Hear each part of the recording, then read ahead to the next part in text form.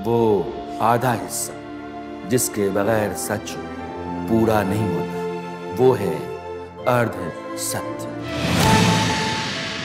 पाकिस्तान की जो international airlines है उसको PIA कहते हैं। उसकी फ्लाइट कनाडा के लिए टेक ऑफ होती है। पैसेंजर्स और क्रू मेंबर्स के साथ पायलट फ्लाइट को टोरंटो में लैंड कराता है।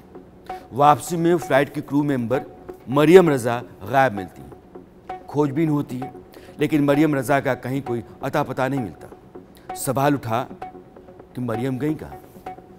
कहीं उनके साथ कोई ऊंच नीच तो नहीं होगी? फ्लाइट की एयर होस्टेस का यूं गायब हो जाना बड़ी चिंता का सबब था। पाकिस्तान में मरियम के सामान की तलाशी ली गई तो कागज मिला। उसमें कंपनी को शुक्रिया लिखा हुआ था। ऐसा पहली बार नहीं हुआ जब केविन क्रू कनाडा पहुंच करके लापता हो गया।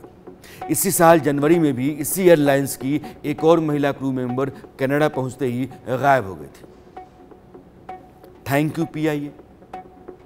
पिछले साल पाकिस्तान इंटरनेशनल एयरलाइंस के 7 स्टाफ कनाडा में मिसिंग पाए गए थे। सवाल ये है कि लगातार एयर होस्टेस और स्टाफ गायब क्यों हो रहे हैं? पाकिस्तान में इसको लेकर के चिंता है। पिछले साल पाकिस्तान एयरलाइंस ने कनाडा पहुंचे 7 क्रू मेंबर्स, जिसमें महिलाएं और पुरुष दोनों थे, फ्लाइट पर लौटे ही नहीं थे। शुरुआत में आशंका गहराई कि उन्हें किडनैप तो नहीं कर लिया गया, लेकिन ये डर, ये अंदेशा देर तक नहीं टिक सका। तलाश हुई तो बाद में पता चला कि पाक एयरलाइंस के 7 स्टाफ कनाडा में ही रह गए, वहां शरण ले ली। समस्या गंभीर थी कि पाकिस्तान के लोग कनाडा से वापस लौटते क्यों नहीं? बगैर किसी से कुछ कहे बताए अचानक से गायब क्यों हो जाते हैं? क्या कनाडा में कोई भी जाकर के बच सकता है, वहाँ शरण ले सकता है? अगर पाकिस्तान के क्रू मेंबर्स, एयर होस्टेस और इस हैसियत के बाकी लोग कनाडा जा रहे हैं तो फिर पाकिस्तान में ऐसा क्या है जो परेशान कर रहा है, जिससे भाग करके वो किसी दूसरे देश में जा करके पनाह ले रहे हैं? उन्हें कनाडा की नागरिकता क्या मिल जाती है? पिछले साल जब PIA के 7 क्रू स्टाफ कनाडा में गायब हुए तो नवंबर में PIA ने इसके लिए कनाडा को ही जिम्मेदार ठहराया। कहा कि कनाडा की असाइलम नीति, यानी कि शरणार्थियों के लिए जो नीति उसने बना रखी है, वो इतनी उदार है कि हमारे यहाँ के लोग उसका फ़ायदा उठाकर कनाडा में बस जा रहे हैं। नियम कड़े नहीं है कनाडा के। इसी उदारवादी नीति के चलते पाकिस्तान के लोग कनाडा में बसते चले जा रहे हैं। यानी कि वो एयर होस्टेस जो गायब हो गई थी, वो क्रू मेंबर्स जो लापता हो गए थे, वो पाकिस्तान लौटे नहीं, कनाडा पहुंच करके वहीं रह गए। असाइलम नीति कहती है कि वहां शरण लेने वालों को कनाडा में सशरीर यानी कि फिजिकली मौजूद रहना होगा। United Nations high commissioner for refugees के मुताबिक अगर कोई कनाडा के एयरपोर्ट पर पहुंच करके भी असाइलम के लिए आवेदन करता है तो उसे स्वीकार कर लिया जाता है। शर्त यह है कि पूरे दस्तावेज के साथ आवेदन होना चाहिए। कनाडा में क्यों शरण लेना चाहते हैं पाकिस्तान के लोग, इसका पूरा ब्यौरा भी, या अगर दूसरे देश के भी आप हैं तो ब्यौरा देना पड़ेगा। अक्सर होता ये है कि या तो आवेदन करने वाले का देश युद्ध के हालात में फंसा होता है या प्राकृतिक आपदा का शिकार होता है। तहस नहस हो गए हों देश, भुखमरी का शिकार हो, आवेदन मंजूर होते ही कनाडा रिफ्यूजी का दर्जा दे देता है। कुछ सालों से लेकर लंबे समय तक की मंजूरी मिल जाती है अगर आपके पास बताए हुए कारण ठोस हैं, भरोसे के हैं। अपना देश हर देशवासी को प्यारा होता है। कोई अपना देश नहीं छोड़ना चाहता। लोगों के पाकिस्तान छोड़ने की जो वजह है वो वहाँ के हालात हैं। 3 बातें। PIA के क्रू मेंबर्स जब कनाडा जाते हैं तो पहले से वहाँ तैयारी रखते हैं और वो उतर जाते हैं, फिर लौटते नहीं हैं, वहाँ बतौर रिफ्यूजी आवेदन कर चुके होते हैं, रह जाते हैं। अब ये स्थितियाँ समझिए पाकिस्तान में, क्योंकि पाकिस्तान की स्थितियाँ बहुत ही ख़राब हैं। आर्थिक हालात इसके लिए बहुत हद तक जिम्मेदार हैं। विदेशी फंड के बोझ तले पाकिस्तान दबा हुआ है, दिवालिया होने के गार पर है।